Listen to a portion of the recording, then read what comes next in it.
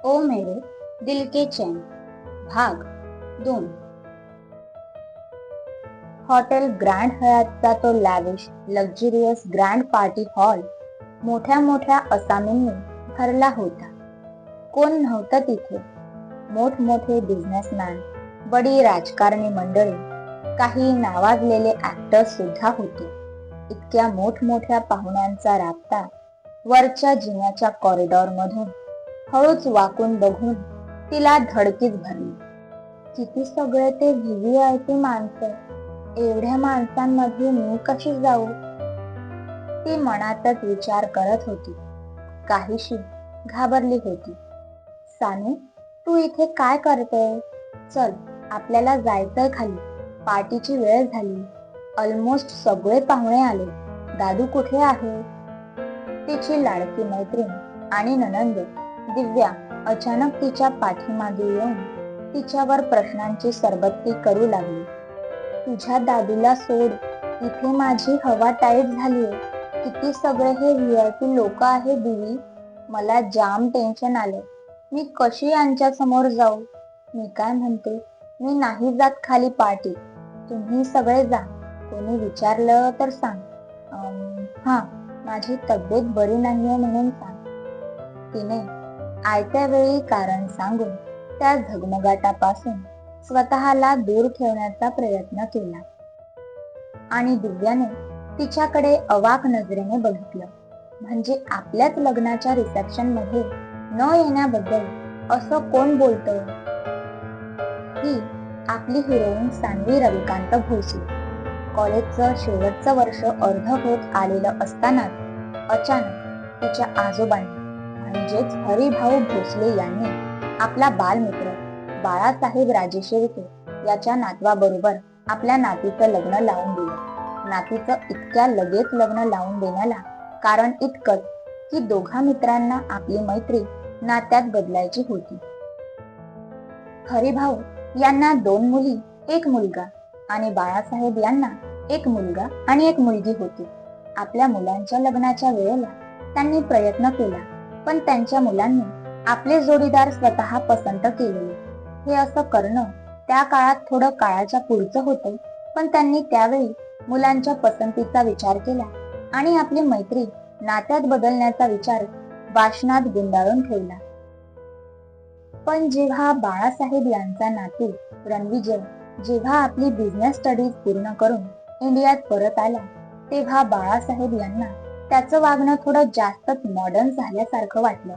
म्हणजे दारू, सिगरेट हे सगळं करताना तो त्याच्यासमोर त्याचे आई वडील आहेत याचंही भान ठेवत नव्हता. बाळासाहेबांनी खटकल्यावर तो फक्त इतकंच बोलला, चिल आजोबा, हे तर आता नॉर्मल आहे. आणि मी ड्रिंक काही नेहमी नाही घेत. आणि ही सिगरेट नाहीये आजोबा, इट्स हॉर्बल सिगार. हॉर्बल असो नाही तर काही असो, तो धूर तुझ्या छातीत जाऊन तुलाच त्रास देणार आहे ना. मग कशाला पितोस ती? सोड ना, आजोबा म्हणाले. आजोबांच्या विनंतीवरून त्याने सिगार कमी तर केलेली, पण बंद केली नव्हती. यापेक्षाही उपर म्हणजे आपल्या नातवाच्या बाबतीत त्यांनी हे ऐकलं की फॉरेनला कोणत्या तरी मॉडर्न मुलीसोबत राहत होता. तिच्या बरोबर राहत होता. म्हणजे लग्नाआधीच हा पोरगा सगळे कारभार उरकून मोकळा झाला असेल. नातू अजून हाताबाहेर जाऊ नये म्हणून बाळासाहेबांनी त्याच्या समोर एक अट ठेवली. राजे शिर्के ग्रुपमध्ये जर सामील व्हायचं तर तुमच्याकडे या कंपनीचे 60% शेअर्स तरी असायला हवेत. तरच या बिझनेसमध्ये महत्वाचे डिसिजन घेण्याचे अधिकार मिळतील, आजोबा म्हणाले. पण आजोबा, राजे शिर्के ग्रुप शेवटी मलाच तर सांभाळायचा. मग अल्टिमेट हे सगळं माझ्याकडे येणारच ना, कारण मीच तर वारस आहे, रणविजय बोलला. बाळराजे, हा डिसिजन माझ्याकडे राखीव आहे. अजून तुझ्या बापाला पण मी सगळे अधिकार दिले नाही. मग तुला कसे मिळतील? You have to earn it. Balasaheb हळूहळू आपले पत्ते खोलत होते. मग तुमचं म्हणणं काय आहे आजोबा, ते क्लिअरली सांगा, रणविजय म्हणाले. तो फॉरेन वरून इतकी हायर स्टडीज करून दिवस वाया घालवण्यासाठी आला नव्हता. त्याला त्याच्या मालकीचा बिझनेस स्वतः मोठा करायचा होता. आजोबांनी राजे शिर्के गव्हर्नमेंट प्रायव्हेट लिमिटेड नावाचं रुजवलेलं रोपटं त्याच्या वडिलांनी म्हणजे यशवर्धन राजे शिर्के यांनी आतापर्यंत सांभाळलं. पण आता रणविजयला त्याच्या या फॅमिली बिझनेसची पताका सर्वदूर पसरवायची होती आणि त्याला फालतू टाइम वेस्ट करायचा नव्हता. बाळासाहेबांनी त्याला अट घातली की तो लवकरात लवकर ते सांगतील त्या मुलीशी लग्न करेल आणि मग या बिझनेस मधला 60% हिस्सा त्याचा. वास्तविक हा हिस्सा फक्त बिझनेस मध्ये घेतले जाणारे छोटे निर्णय घेण्याबाबतीत होता. रणविजय हा बिझनेस कोणालाही विकू शकत नव्हता किंवा तत्सम मोठे निर्णय घेण्याचे सर्व हक्क बाळासाहेब यांनी स्वतःकडे अबाधित ठेवलेले. त्यांची ती लग्नाची अट ऐकून तो 3 ताड उडालाच. त्याला एवढ्यात कोणत्याही रिलेशन मध्ये यायचं नव्हतं. त्याला पूर्णपणे बिझनेस मध्ये लक्ष घालायचं होतं. पण जर बिझनेस मध्ये 60% हिस्सा हवाय तर अट मान्य करावी लागेल. आणि रणविजयला यात काही मोठा प्रॉब्लेम वाटला नाही. तसंही कधीतरी कोणाशी तरी लग्न करायचंच आहे. मग जर आजोबांच्या मर्जीनं झालं तर कोणास ठाऊक पुढे जाऊन या बिझनेस मध्ये त्याची जास्तीत जास्त हिस्सेदारी होईल. तसंही तो कोणत्याही सिरियस रिलेशनशिप मध्ये नव्हता. रणविजयने त्याच्या व्यावहारिक दृष्टिकोनातून या अटीला मान्यता दिली आणि अशी दोघा मित्रांनी आपली मैत्री नात्यात बदलली. रणविजयच्या आई वडिलांना काहीच हरकत नव्हती. या वयातही यशवर्धन आणि त्यांच्या पत्नी कावेरी बाळासाहेब यांचा शब्द खाली पडू देत नसत. त्यामुळे बाळासाहेब यांनी रणविजयसाठी मुलगी बघितली आहे म्हणजे खासच असणार हे त्यांना माहित होतं. कारण माणूस परखण्यात बाळासाहेब यांचा हातखंडा होता. रणविजयची बहीण म्हणजे बाळासाहेब यांची नात तर सगळ्यात जास्त खुश झाली जेव्हा तिला मुलगी कोण आहे हे कळलं. योगायोगाने ती तिचीच कॉलेज मैत्रीण सान्वी होती.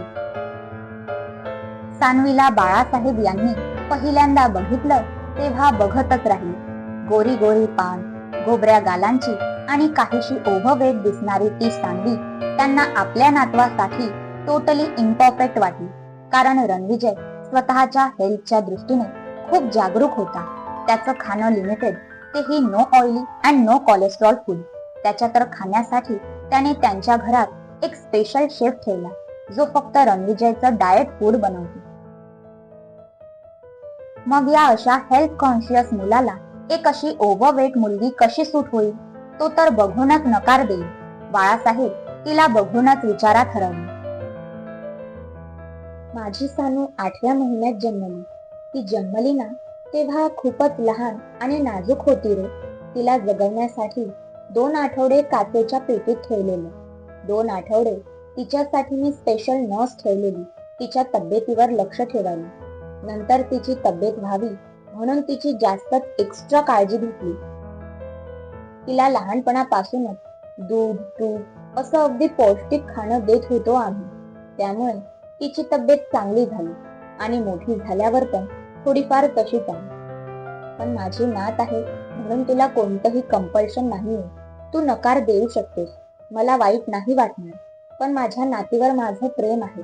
ती जशी आहे तसंच तिला स्वीकारणारा नवरा मला हवा आहे, हरिभाऊ बोलले. हरिभाऊंना ऐकून आपल्या मित्राच्या हावभावावरून कळलेलं की त्यांच्या मनात काय चालू आहे. आणि सान्वीला बाळासाहेबांनी आधीही बघितलं होतं, पण त्यावेळी त्यांनी तिच्या ओव्हरवेट असण्याचा एवढा विचार केला नव्हता. पण आता तिला बघून ते सिरियसली विचारात पडले. आपली मैत्री नातात बदलवण्याच्या विचारात ही गोष्ट विसरूनच गेले होते. काय करावे म्हणजे रणविजय या लग्नाला नकार देऊ शकणार नाही हा विचार करून ते एका निष्कर्षावर आले. कारण सान्वी सारखी मुलगीच त्यांना रणविजयसाठी हवी होती. एक ओव्हरवेट असण्याचा टॉपिक सोडला तर सान्वीमध्ये नकार देण्यासारखं काही नाही होतं. स्वभावाने हळवी, प्रेमळ, हसून खेळून वागणारी थोडीशी अवखळ सान्वी त्यांना रणविजय सारख्या काहीशा वृक्ष वाटणाऱ्या त्यांच्या नातवाच्या आयुष्यात नक्कीच नवे रंग भरेल असं वाटत होतं. बाळासाहेबांनी सान्वीचा एक फोटो हरिभाऊकडून मागून घेतला, ज्यात तिचा फक्त चेहरा दिसेल, आणि तोच फोटो त्यांनी रणविजयला दाखवायचं ठरवलं. सान्वीशी प्रत्यक्ष भेट फक्त बाळासाहेब यांच्या पत्नी आणि रणविजयची आजी शालिनी यांनी घेतली होती, आणि त्यांनाही सान्वी बघताच आवडली होती.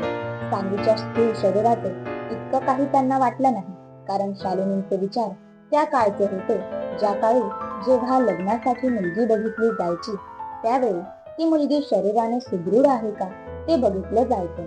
शरीरयष्टीने बारीक मुलगी बाळंतपणा कशी काढेल असे त्यांचे विचार होते. त्यामुळे त्यांना सान्वीच्या स्थूल शरीराचं काहीच वाटलं नाही. उलट आपली पुढची पिढी अगदी चांगली सुदृढ येतील याचा त्यांना आनंद होता. कोणाचं काय तर कोणाचं काय.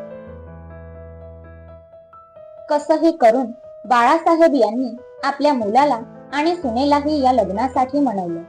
सान्वीच्या लाघवी स्वभावाने तिने त्यांचं मनही जिंकलं. पण सान्वीला एवढ्यात लग्न करायचं नव्हतं. पण तिने काही महिन्यापूर्वीच तिच्या आई वडिलांचं बोलणं नकळत ऐकलेलं, ज्यात त्यांना आपल्या मुलीच्या स्थूल शरीरामुळे तिचं पुढे कसं होईल, तिचं लग्न कसं होईल यावर चर्चा चालली होती, जी ऐकून तिचं मन काहीसं हळवं झालं. आपल्या अशा शरीरयष्टीमुळे आपल्या आई वडिलांना किती टेन्शन येत आहे हा विचार सतत तिच्या मनात असायचा. अशा स्थूल शरीरयष्टीच्या व्यक्तींमध्ये हा असा न्यूनगंड असतो. आणि जेव्हा तिच्या आजोबांनी हे स्थळ सांगितलं तेव्हा तिच्या आई वडिलांना तर किती आनंद झाला होता, जो तिने स्वतःच्या डोळ्यांनी बघितला होता. असं नव्हतं की तिच्या आई वडिलांचे तिच्यावर प्रेम नव्हते, पण जसे सगळ्याच आई वडिलांना आपल्या लेकीची काळजी असते तशी त्यांनाही होती. तिचे शिक्षणही ती लग्नानंतर करू शकणार होती हे कन्फर्म झाल्यावर तर त्यांना आपल्या लेकीच्या सौभाग्यावर गर्व वाटू लागलेला. त्यांचा इतका मोठा आनंद सान्वीला मावळू द्यायचा नव्हता, कारण तिच्या पाठी अजून एक बहीण होती जी आत्ता कुठे 10वीला होती. आपल्या वडिलांना असणारे आपले टेन्शन तरी कमी होईल या लग्नानंतर असा विचार करून सान्वी लग्नाला तयार झाली. तिचे वडील बँकेत कामाला होते. त्यांचं राहणीमान हाय मिडल क्लास लेव्हलचं होतं. त्यामुळे तशी अगदी राजे शिर्के सारखी श्रीमंती नसली तरी बऱ्यापैकी सुखवस्तू असलेलं घर होतं. लग्नाच्या वेळी बाळासाहेब यांनी मुद्दामून एक फॉरेन क्लायंटशी डील ठेवली, जी मीटिंग फक्त ऑनलाईन होणार होती. लग्न बाळासाहेब यांनी फक्त काहीच मोजक्या नातेवाईकांसमोर लावलं, म्हणजे लग्नात कोणताही गहजब होऊ नये.